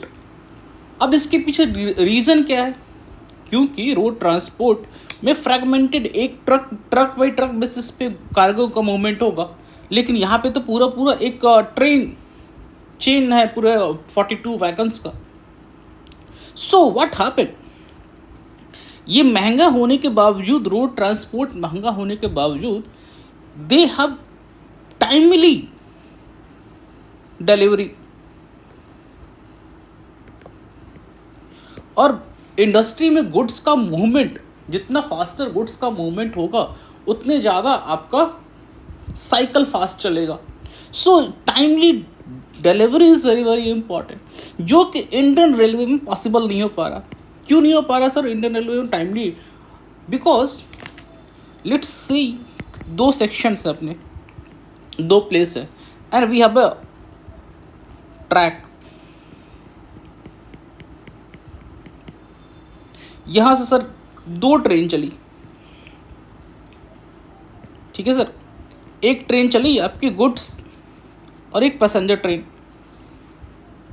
दोनों को सर एक ही ट्रैक से जाना है। सो हमेशा पैसेंजर ट्रेन को पहली प्राथमिकता दी जाती है, बिकॉज यहाँ पे अगर ये लेट पहुंची, so many questions, all this things. So इन दोनों की तुलना में हमेशा पैसेंजर ट्रेन को ज़्यादा आपको प्राथमिकता दी जाती है। इस चक्कर में आपकी जो गुड्स वाली ट्रेन है वो अक्सर लेट हो जाया करती है। और ऑन एन एवरेज इंडिया में जो गुड्स ट्रेन का जो स्पीड है, एवरेज स्पीड महज 25 किलोमीटर के आसपास है पर आवर। एवरेज स्पीड की बात कर रहा हूँ, मैक्सिमम स्पीड की नहीं, एवरेज स्पीड की। एंड ये जो लाइन हमारे पास ऑलरेडी बिछे हुए हैं, ये ऑलरेडी अपने कैपेसिटी के 115 से 150% से ओवर कैपेसिटी में इनका यूज़ हो रहा है। सो ऑलरेडी ये ओवर कैपेसिटी में है, प्लस इनमें जो पहले प्राथमिकता दी जा रही है वो दी जा रही है पैसेंजर ट्रेन को। सो ये जो गुड्स का मूवमेंट है, that movement is slowed down, ये मूवमेंट इज स्लोड डाउन। चूँकि मूवमेंट स्लो है तो कॉस्ट इफेक्टिव होने के बावजूद भी आपकी इंडस्ट्री प्रेफर नहीं करती है कि वो रेलवे के थ्रू गुड्स को मूवमेंट कराए, अनलेस उनके पास सफिशिएंट टाइम है। ठीक है सर, इन्हीं कारणों के कारण, इन्हीं कारणों, फैक्टर्स के कारण हमने देखा एक बहुत ही significant reduction has came. And एक और जो बड़ी इंटरेस्टिंग बात है कि भारतीय रेल, इंडियन रेलवे का जो मैक्सिमम सोर्स ऑफ रेवेन्यू है वो पैसेंजर ट्रेन से नहीं आता, जिसको ये पहली प्राथमिकता देते हैं वहाँ से नहीं आता, वो आता फ्रेट से। फ्रेट मतलब गुड्स का मूवमेंट, कार्गो से। पैसा कार्गो से आता है। जो पैसेंजर सेगमेंट है मोर और लेस वहाँ पे रेवेन्यू की डेफिसिट रहती है। सो फ्रेट वाले से पैसेंजर सेगमेंट को सब्सिडाइज किया जाता है। So this is also called cross subsidisation.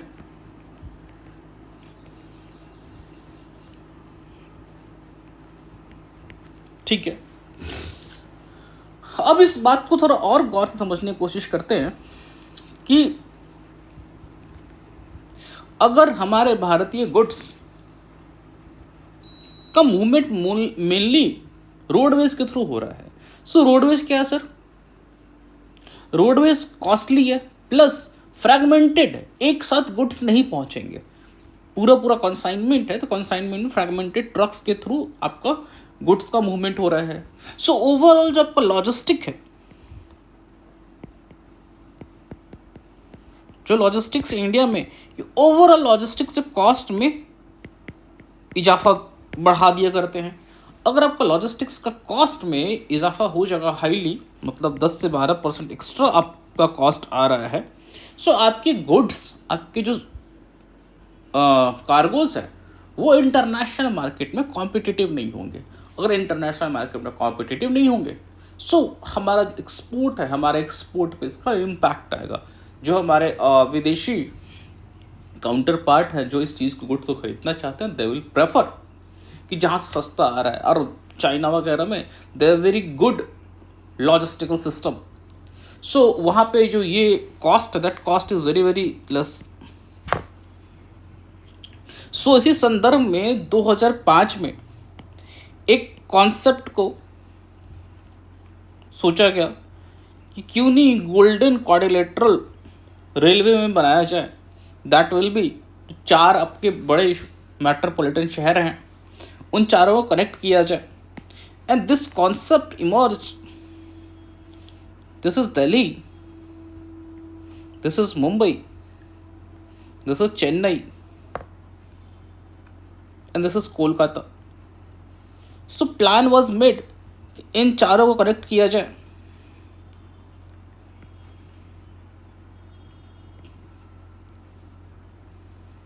And in चारों कनेक्ट करने के साथ साथ ये इनके जो डायगोनल्स हैं इनको भी कनेक्ट किया जाए।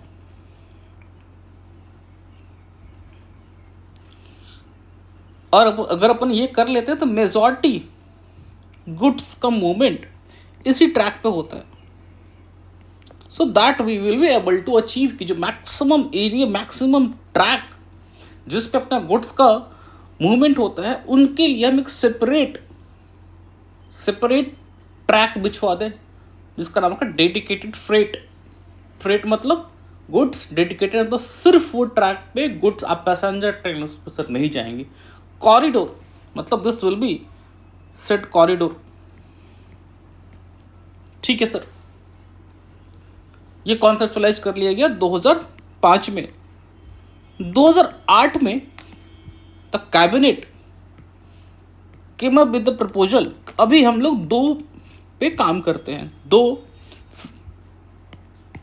ईस्टर्न डेडिकेटेड फ्रेट कॉरिडोर और western dedicated freight corridor.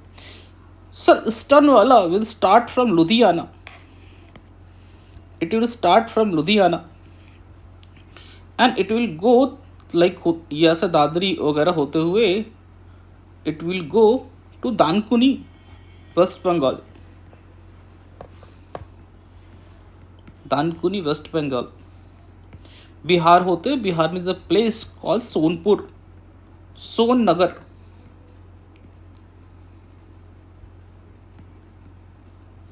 Sonnagar होते हुए, और अभी प्रेजेंटली ये वाला जो आर्म है इसका, ये वाला जो डेडिकेटेड ईस्टर्न वाला पार्ट है वो सोननगर तक ऑपरेशनल है। ये वाला पार्ट पे भी काम नहीं शुरू, काम चल रहा है, अभी कंप्लीट नहीं हुआ है। दूसरा part is from Dadri in UP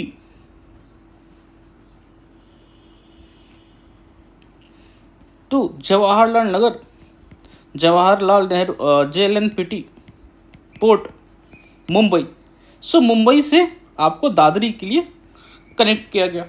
सो ये 2 हमने 2008 में इन दोनों को हमने प्लान किया कि पहले इन दोनों को हम पूरा करते हैं, बाकी आगे का देखेंगे। सो इन दोनों में इसका नाम पड़ा sir western dedicated freight corridor, इसका नाम पड़ा ईस्टर्न डेडिकेटेड फ्रेट कॉरिडोर। जो आपका सर इन दोनों को मिला के अभी प्रेजेंट कुल लंबाई 2843 किलोमीटर है। प्रेजेंट इसलिए बोल रहा हूँ, सिर्फ सोननगर तक, ये वाला पार्ट भी, डानकुनी वाला पार्ट ऑलमोस्ट 650 किलोमीटर का, ये भी ऑपरेशनल नहीं है. So I am just counting this part. अरे 2843 किलोमीटर में जो आपका वेस्टर्न वाला साइड है, इसका total length is around 1506 kilometre. And जो आपका ईस्टर्न साइड वाला ये है, दैट इज 1337 किलोमीटर, मतलब लुधियाना से सोननगर. इन दोनों को जोड़ेंगे so it will come to 843. ठीक. सो अभी हमारे ये इसका जो सबसे पहला दिसंबर 2020 में प्रधानमंत्री ने सबसे पहला ट्रेन को फ्लैग ऑफ किया on this route. And now this is operational. और बहुत ज़्यादा भी जिस आर्टिकल को मैं बात कर रहा था, दिस आर्टिकल इज टॉकिंग कि कैसे जो आपके मारुति सुजुकी के प्लांट्स हैं, many other industry are taking now advantage of that. They are very very happy. In fact जो आपका रोड ट्रांसपोर्ट था, रोड ट्रांसपोर्ट से भी ज़्यादा फास्ट आपका डेडिकेटेड फ्रेट कॉरिडोर पर गुड्स का मूवमेंट हो रहा है. So now they are all together planning कि कैसे हमें इसका मैक्सिमम बेनिफिट उठाया जाए. सो इंडस्ट्री के लिए ये बहुत बड़ा बेनिफिट हो रहा है and it is going to create economies of scale. अब इस चीज़ के हम बेनिफिट को समझने की कोशिश करते हैं कि क्या क्या डेडिकेटेड फ्रेट कॉरिडोर से बेनिफिट होने वाले हैं. देखो, सबसे पहली बात, देखो जो सबसे बड़ा बेनिफिट डेडिकेटेड फ्रेट कॉरिडोर को लेके होगा वो कॉस्ट के लेवल पे. कॉस्ट के लेवल पे क्या बेनिफिट होगा sir? On an average roadways के थ्रू 4 रुपये पर किलोमीटर पर केजी कॉस्ट आता है कार्गो के मूवमेंट का.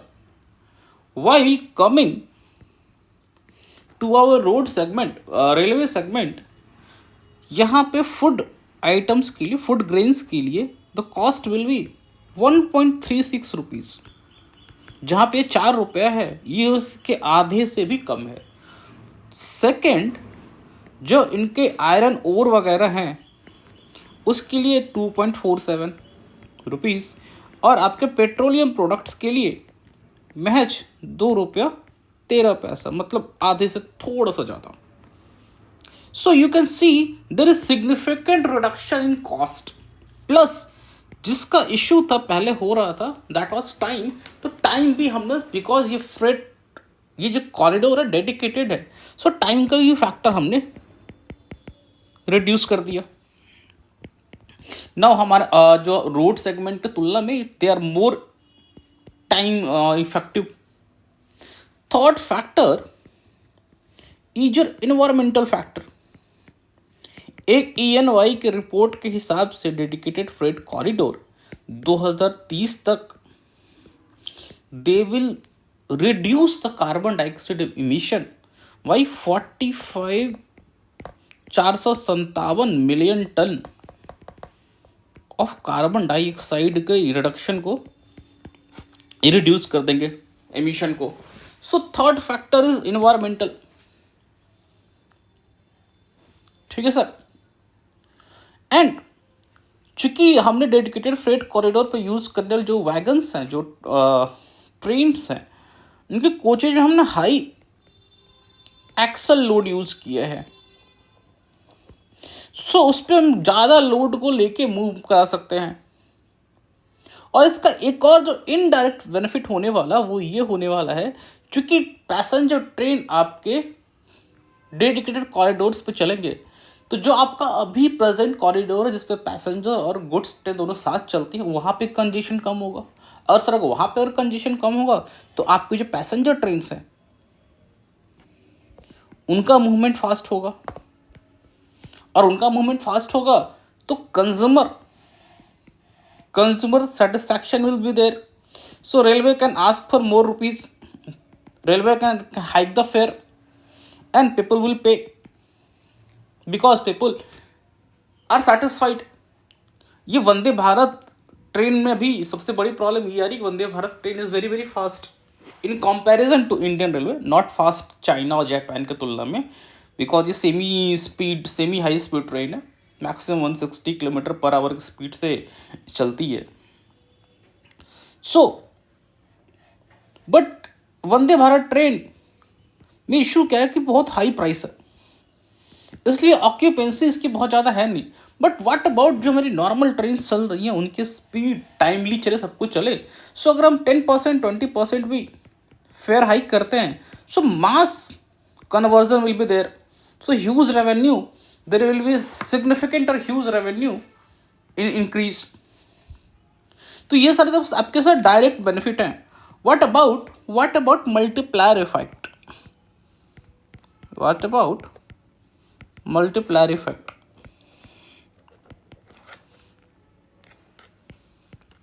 सो लुक, किसी भी इंडस्ट्री के एस्टैब्लिशमेंट में कुछ चीज़ें, जोग्राफिकल लोकेशंस, जोग्राफिकल फैक्टर्स बहुत मायने रखते हैं।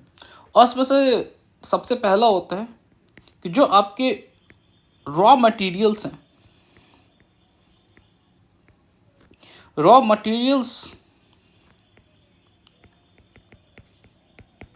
का लोकेशन कहाँ पे है। रॉ मटेरियल्स के पास हम नज़दीक में रहेंगे, सो हमारा कॉस्ट कम आएगा। सेकंड, मार्केट, कंज्यूमर, जो हम गुड्स प्रोड्यूस करने वाले गुड्स का मार्केट कहाँ पे है। प्लस इसके अलावा अदर जो पार्ट्स वगैरह हैं हमारे प्रोडक्शन में, वो कितने इजीली, कितने हमारे रेडियस में कितने दूरी पे हैं। सो सबसे ज़्यादा ये दोनों फैक्टर बहुत ज़्यादा मायने रखते हैं।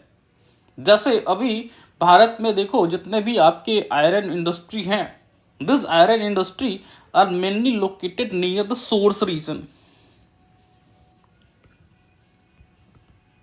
क्योंकि these are weight losing material plus if not efficient goods of movement. और बहुत सारे ऐसे इंडस्ट्री हैं जिनको मार्केट के पास रहना है, so they remain near consumer, like textile. सो अगर सोचो तुम्हारे पास डेडिकेटेड फ्रेट कॉरिडोर है और आपके पास पता है कि गुड्स अगर हमारे पास महज 1 से 2 दिन में it will be easily available. मान लो पोर्ट, हमने कोई अपना रॉ मटेरियल पोर्ट से इंपोर्ट कराया हमने, और वो JNPT पोर्ट पे आया, और हमारी फैक्ट्री है बिहार में, सोननगर में, एंड वी आर थिंकिंग कि यार हमें इस प्रोडक्ट को हम यहाँ फैक्ट्री बिठाते हैं। अगर पहले हम यहाँ सोच नहीं सकते थे, बिकॉज इसलिए नहीं सोच सकते थे कि बिकॉज मुंबई से यहाँ पे ट्रांसपोर्टेशन कॉस्ट ही इतना हाई होगा कि हमारा गुड्स मार्केट में किसी भी तरह से कॉम्पिटिटिव नहीं होगा, डोमेस्टिक मार्केट में भी। But now because of this हमने अपना कॉन्साइनमेंट बुक कराया, 2 दिन में हमारे यहाँ पहुँचे, कॉस्ट भी इफेक्टिव है, टाइम भी बचा हमारा, और एक बार में सारा चीज़ पहुँच गया। हमने यहाँ पे प्रोडक्शन किया और इस प्रोडक्शन को हमने वापस भेज दिया JNPT, या फिर वापस हमने भेज दिया इसको वेस्ट बंगाल। वेस्ट बंगाल में भी आपका जो हल्दिया पोर्ट है, डायमंड हार्बर पोर्ट है, वहाँ से भी एक्सपोर्ट सर हो सकता है। आपके JNPT पोर्ट है, वहाँ से भी एक्सपोर्ट हो सकता है। और इसके अलावा इसके थ्रू इतना बड़ा जो मार्केट है आपका यूपी, मुंबई प्लस बिहार, वेस्ट बंगाल, इस पूरे मार्केट को आप कैप्चर कर सकते हो, बिकॉज आपका गुड्स का movement has become very very easy. इसके अलावा look at the things in corridors के साइड में छोटे छोटे इंडस्ट्रियल टाउन विल डेवलप, क्योंकि जब भी आपको गुड्स कार्गो यहाँ पर अनलोड होगा, सो it will not be very far interior, बहुत इंटीरियर में नहीं होगा। आपको यहीं पे धीरे धीरे देखोगे एक हब एंड स्पोक मॉडल पे छोटे छोटे industrial town are getting developed. और इसके अलावा भी एक और क्या होगा, इसी कॉरिडोर के अलॉन्ग आपका वैल्यू चेन डेवलप होगा। वैल्यू चेन कैसे, सपोज यहाँ पे एक प्लेस जहाँ पे आपकी कार की मैन्युफैक्चरिंग होती है, सो यहाँ पे असेंबली लाइन है, बट ये प्लेस है सर जहां पे टायर्स बनते हैं, ठीक। यहां पे जो प्लेस है, यहां पे आपके कार के लिए पेंट बनता है। सो यहाँ पे आपकी पूरी पूरी मैन्युफैक्चरिंग असेंबली होती है। तो ये चूंकि वैल्यू चेन के साथ completely got integrated and they will move, और यहाँ पे आपके फर्दर यहाँ पे आपका फाइनल गुड्स क्रिएट हुआ। सो एक चीज़ समझो यहाँ पे कि जरूरी नहीं है कॉरिडोर का साथ में होने से फ़ायदा क्या हुआ, जरूरी नहीं है कि आप कंप्लीट प्रोडक्ट अपने मैन्युफैक्चर करो। एक value chain can establish along this corridor. छोटे छोटे पार्ट्स अलग अलग जगह बन रहे हैं। इनफैक्ट जो आपके बोल्ट्स होते हैं यूज्ड करने के लिए, वो बोल्ट्स भी यू कैन डेवलप। इसके अलावा जो एसेसरीज होते हैं दैट कैन डेवलप। सो इस तरह से this can create economies of skill. छोटे छोटे, वैसे भी इंडिया में you people might be knowing MSME industry is backbone of Indian manufacturing industry. तो कॉरिडोर हैज़ फुल पोटेंशियल कि ये एमएसएमई इंडस्ट्री को प्रमोट करेगा। और चूंकि जब का आपका इनपुट कॉस्ट कम हो रहा है, सो इसका इम्पैक्ट आपको इंडस्ट्री में हर जगह पर जाएगा। It will have more employment, more export. आपके ओवरऑल इकोनॉमी में इन्फ्लेशन कम रहेगी। जो कंज्यूमर प्राइस इंडेक्स है, कंज्यूमर प्राइस इंडेक्स में आपका अगर गुड्स का मूवमेंट, ये फूड ग्रेन वगैरह का मूवमेंट अगर ट्रेन से हो रहा है कम टाइम में, सो व्हाट विल हैपन कि जो 4 रुपये का कॉस्ट आ रहा था रोड से, that will came down to 1.36। सो इसका जो कॉस्ट घटेगा तो फूड आइटम का जो ओवरऑल प्राइस कम होगा, और फूड आइटम का सर ओवरऑल प्राइस कम होगा तो उसका इम्पैक्ट आपको CPI आएगा, consumer price index. So it will help RBI कि अपने मॉनेटरी पॉलिसी को वो लो इंटरेस्ट रेट पर रखे। और जब मॉनेटरी पॉलिसी लो इंटरेस्ट रेट पे होगी तो उस सिचुएशन में आपकी इंडस्ट्री एक्सपैंड करेंगी। So overall it is going to have very strong multiplier effect on your economy. So this is the whole concept of dedicated freight corridor.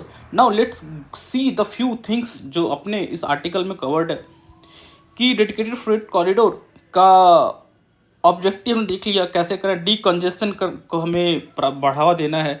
Punctuality मतलब timely delivery करके तो जो अपने इंडस्ट्रियलिस्ट वगैरह हैं उनके उनके उनके उसको जीतना है, ट्रस्ट को। ट्रांसपोर्टेशन कॉस्ट को कम करना है। ये अपन कर कैसे रहे हैं, तो advance signalling system, modern locomotive, high capacity wagons, ठीक है। इसके अलावा they are also using end of train telemetry, end of train EOT, end of train telemetry.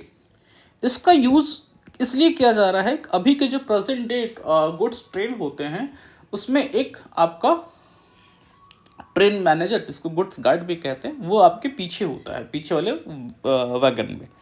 Now they are also planning कि वो हटा के वहाँ पे they will use end of train telemetry technology. इससे क्या होगा कि एक और extra wagon they will be able to add because of this technology. So it will further enhance the operational capacity, ठीक है। So this they are doing. Multiplier effect वाले हमने बात किया, ठीक है। लेकिन अभी हमने प्रोजेक्ट को हमने 2005 में ही फर्स्ट टाइम कॉन्सेप्चुअलाइज किया। 2008 में हमने 2 फ्रेट कॉरिडोर के बारे में बात भी किया कि हम 2 फ्रेट कॉरिडोर के बारे में हम बनाएंगे, लेकिन इट टुक लॉन्ग टाइम, ठीक है।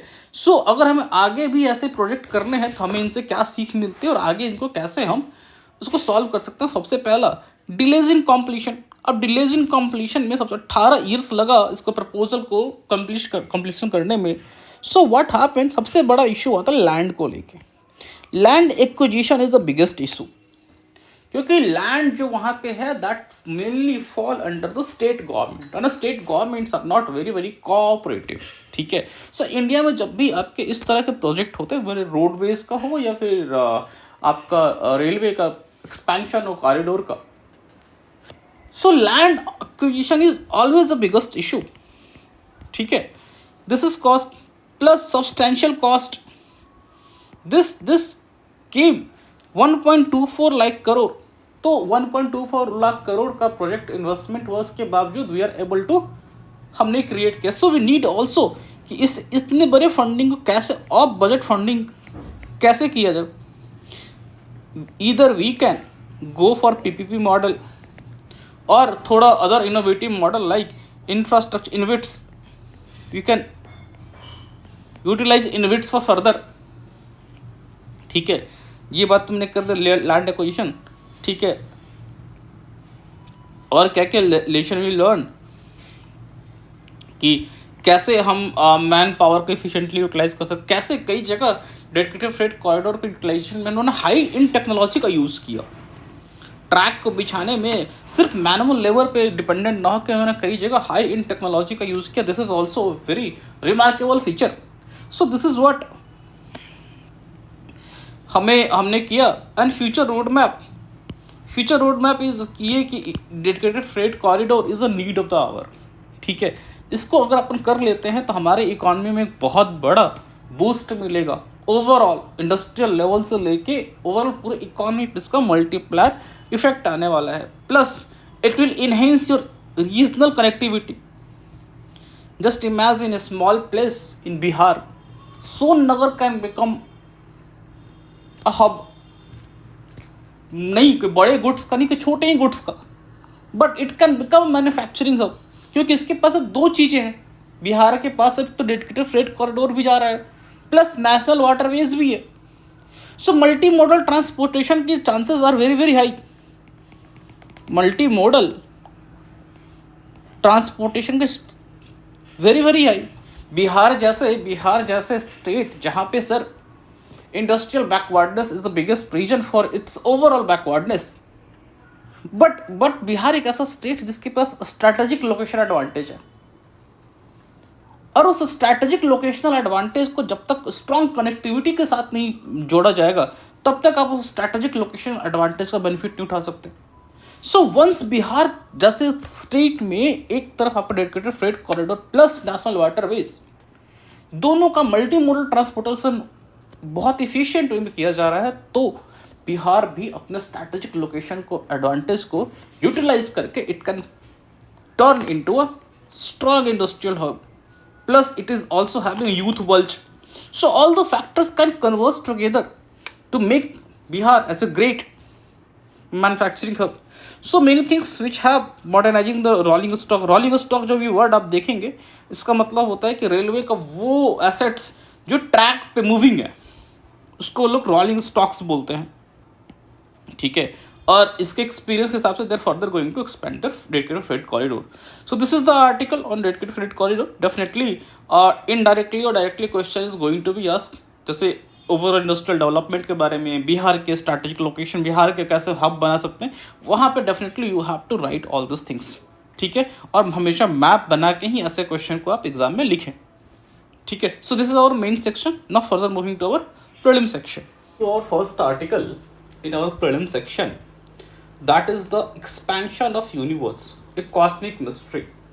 So इस आर्टिकल में सर ये बात की गई है कि हमारा जो यूनिवर्स है that is constantly expanding, ये constantly expand हो रहा है, बट सर ये एक्सपेंशन किस रेट से हो रहा है, कैसे हो रहा है, कब तक होगा, ये अपन नहीं जान पा रहे। इसके लिए अलग अलग तरह का मेथोडोलॉजी यूज़ किया जा रहा है, बट हम उतने कोर फिजिक्स में नहीं जाएंगे, एस्ट्रोफिजिक्स में हमें जस्ट इस बेसिक कॉन्सेप्ट को समझना है।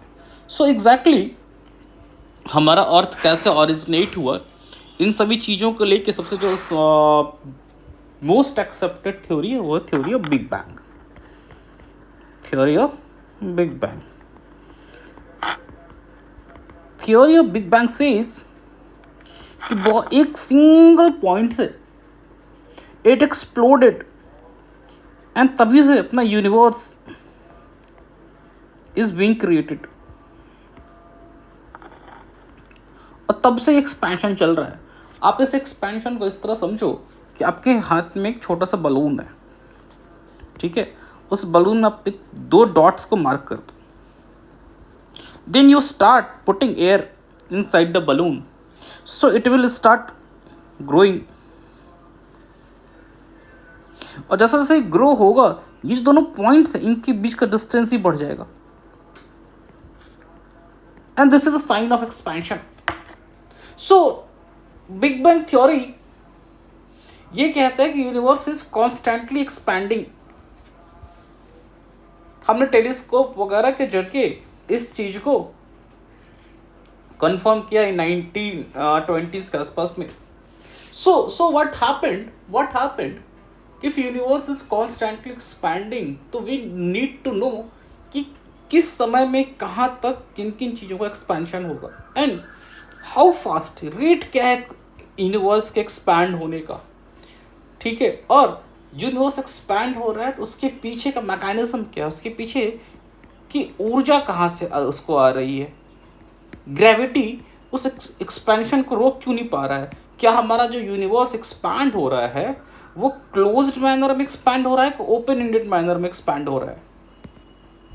सो ये सभी प्रश्नों को लेके हमेशा आपका रिसर्च चलता रहता है. और अभी दो सबसे इम्पॉर्टेंट जो नासा के सैटेलाइट्स, एक हबल टेलीस्कोप, हबल इसलिए it was a Hubble scientist who first I think discovered expansion के बारे में. सो हबल टेलीस्कोप से पहले ये यूज करते थे, now they are using James Webb telescope.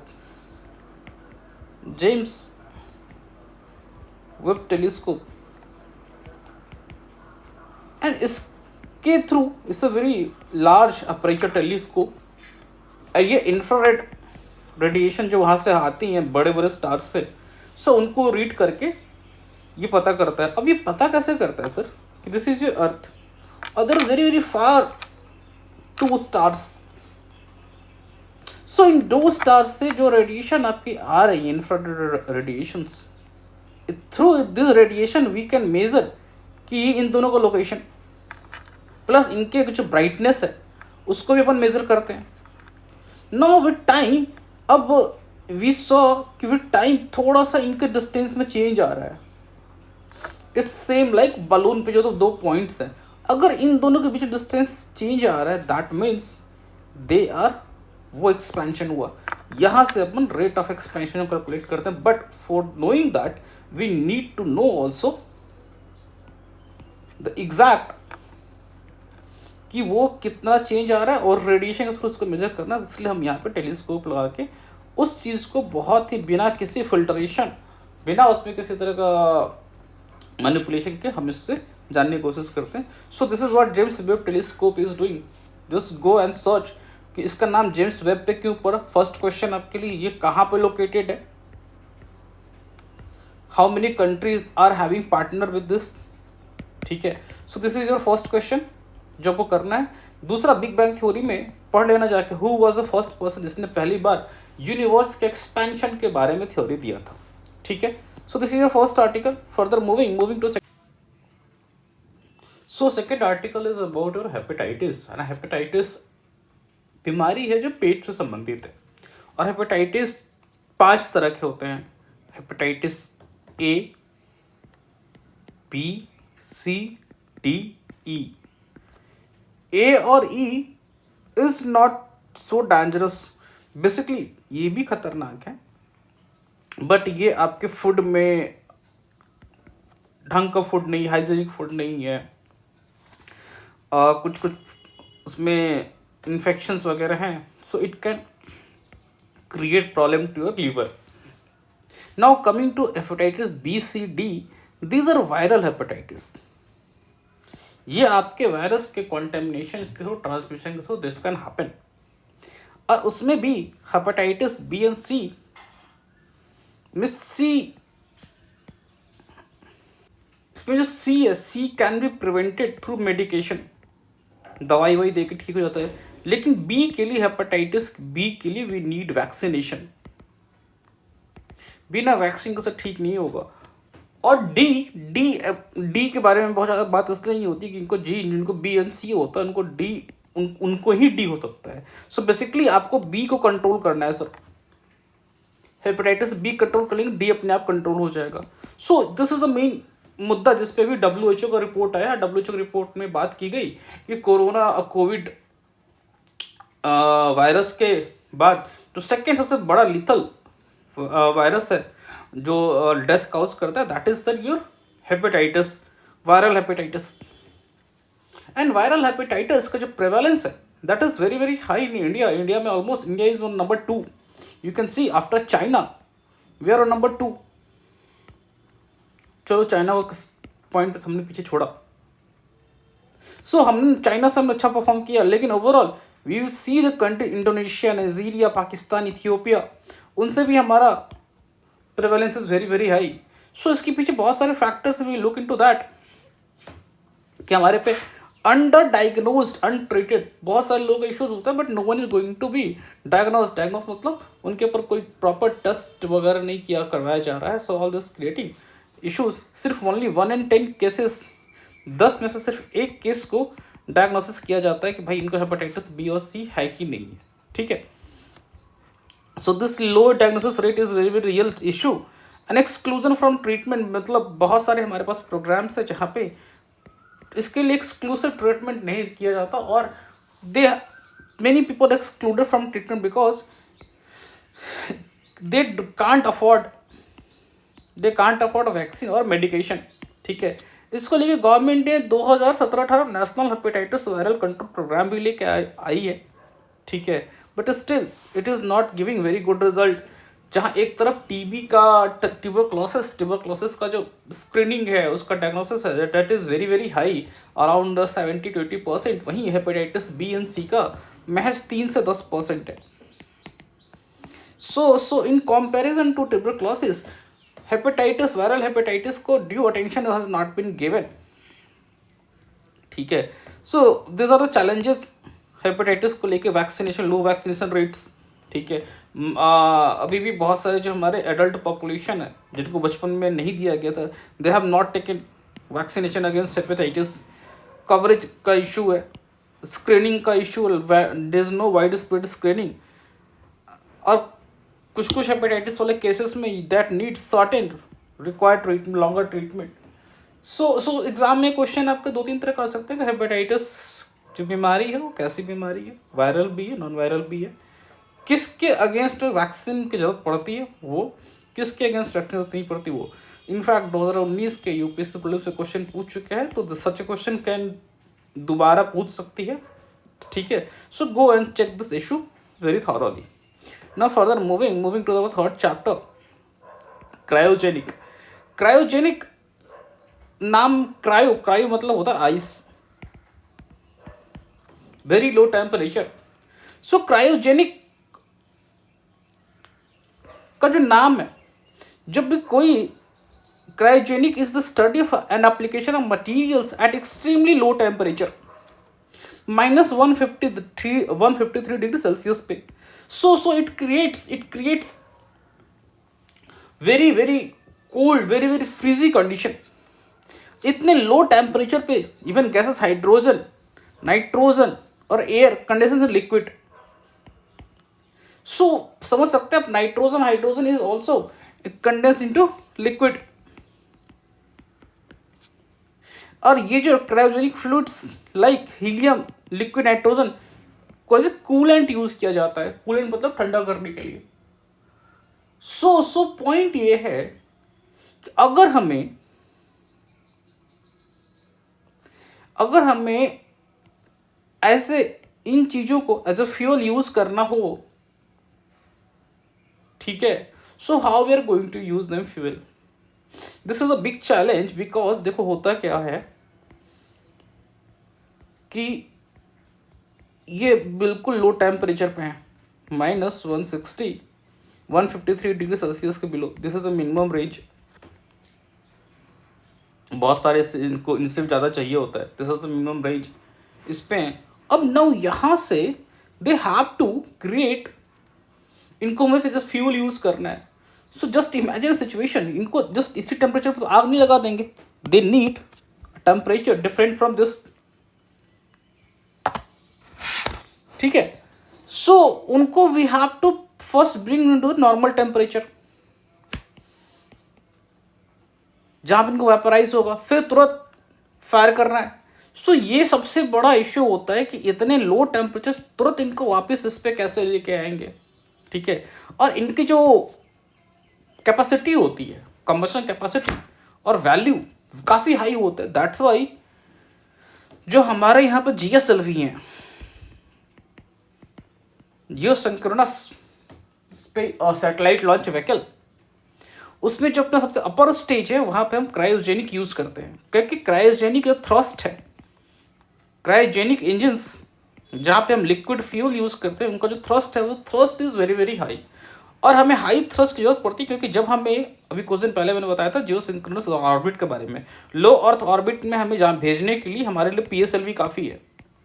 हम PSLV में क्रायोजेनिक फ्यूल की जरूरत नहीं पड़ती है। लेकिन जब हम GSLV की बात करते हैं, जिससे हमें बहुत हायर ऑर्बिट में सैटेलाइट्स को भेजना होता है, देन वी नीड क्रायोजेनिक्स। क्यों क्रायोजेनिक्स? क्योंकि क्रायोजेनिक के जो फ्यूल होते हैं, फ्यूल काफ़ी एफिशिएंट होते हैं। So they create very strong thrust,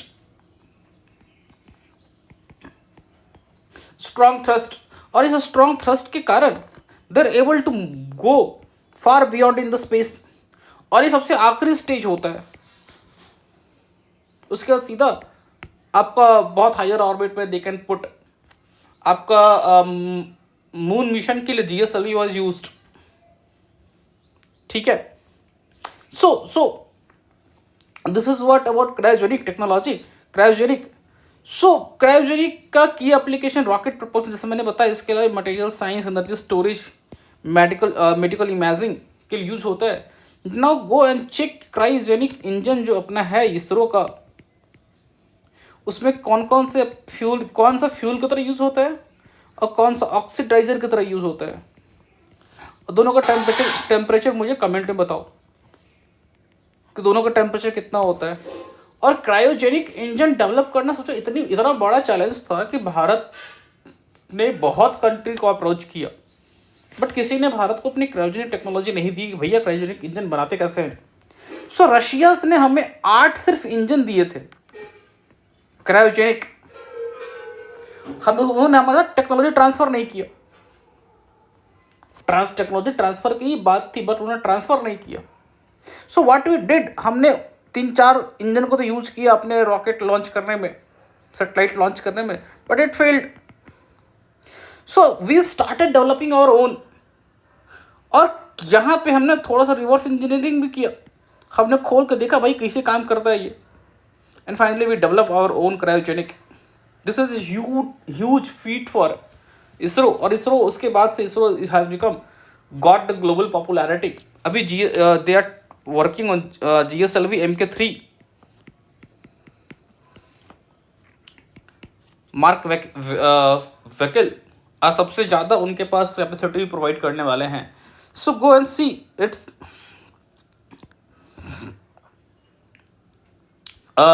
इसका क्या कहते हैं फ्यूल के बारे में इसरो का, ठीक है। मेनली क्रायोजेनिक का use is being rocket propulsion में। इसके अलावा you can C anywhere also used, जैसा अब मैं देखा मटेरियल साइंस, मेडिकल इमेजिंग में, बट मेनली अभी हमारे यहाँ पे यूज़ हो रहा है आपका रॉकेट प्रपोजल में।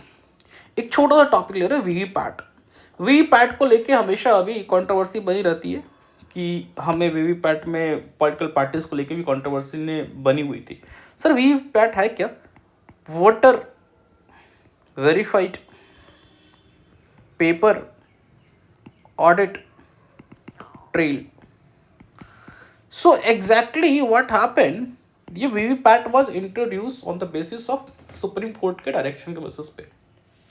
आप वोट देने जाओगे, so what happen after putting, आपने किसी को वोट दिया, वोट देने के बाद आपको एक छोटी सी पर्ची मिलेगी और उस पर्ची पे लिखा होगा कि आपने क्या वोट दिया, किसको वोट दिया, सब चीज़ के बारे में, सो दैट आपको ये कन्फर्मेशन मिल रहा है कि आपने ईवीएम में जिसको वोट दिया वो वोट उसी आदमी को गया। सो रिसेंट टाइम में देयर इज ग्रोइंग कंट्रोवर्सी कि ईवीएम हैक कर लिया जाता है, ये चीज़ें वो चीज़ें। तो अभी अपोजिशन पार्टीज डिमांड कर रही हैं कि जब इलेक्शन में काउंटिंग हो, तो काउंटिंग के समय ऐसा होता है कि मान लो 1 लाख वोट काउंट हो रहे हैं। सो 1 लाख वोट में से सबके सारे वोट को उनको पेपर ट्रेल से मैच नहीं कराया जाता, बल्कि सैंपल को, जैसे 1 लाख है तो 1500 2000 सैंपल को हमने मैच करा कर देखा क्या ये सही से ईवीएम से मैच कर रहा है, दोनों मैच कर रहा था, हमने बोलते हैं हाँ EVM verified. No opposition party is correct, नहीं पूरा का पूरा 1 लाख जो वोट है पूरा प्रॉपर उन सबों को पेपर ट्रेल से मैच करा।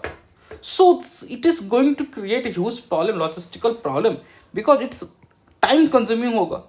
और ये जो सैंपल निकलता है कि हाँ ये जो सैंपल है हम 1000 2000 3000 का सैंपल पे हम मैच करा कर देखेंगे, वो सर बिल्कुल स्टैटिस्टिकल डेटा के थ्रू निकलता है कि एरर मिनिमम एरर कितने का सैंपल पे पॉसिबल हो पाएगा। सो उसे करने के बाद ही ये चीज़ निकल के आती है। सो वीवीपैट का ये पर्पस है। VVPAT was introduce I think Subramanian Swamy case के बाद सुप्रीम कोर्ट ने दिया था, एक बार आप चेक कर लेना, ठीक है। 2013 को सुब्रमण्यम स्वामी केस वाले में वीवीपैट सुप्रीम कोर्ट ने ऑर्डर, ठीक है, weighted voter verified paper audit trail, आपको हर आदमी वोट करने के बाद पर्ची मिलती है, उसी को वीवीपैट बोलते हैं। वीवीपैट यूज टू ऑथेंटिकेट आपने ईवीएम में जिसको वोट किया है वो वोट उसी पर्सन पे है कि नहीं गया, ठीक है। पॉलिटिकल पार्टीज डिमांड कर रही है कि आप जितना ईवीएम के सारे वोट को उनके पेपर ट्रेल के साथ मैच करा कर आप कन्फर्म करवाओ, लेकिन इलेक्शन कमीशन और बाकी लोग कहना है कि it's physically it's not feasible, हम एक सैंपल के through we will do it, ठीक है। So this is the whole article for today, hope you all like it. आप जाएंगे और इस चीज़ की पूरी आपको पीडीएफ नोट्स मिल जाएगा, आपको खुद से नोट्स बनाने की बिल्कुल जरूरत नहीं है। सारे की पॉइंट के नोट्स वेबसाइट पे जाएं, हमारे टेलीग्राम ग्रुप पे जाएं, where you can see and also इसके बेसिस पे you can also attempt many questions which are given on our website also, ठीक है। Thank you.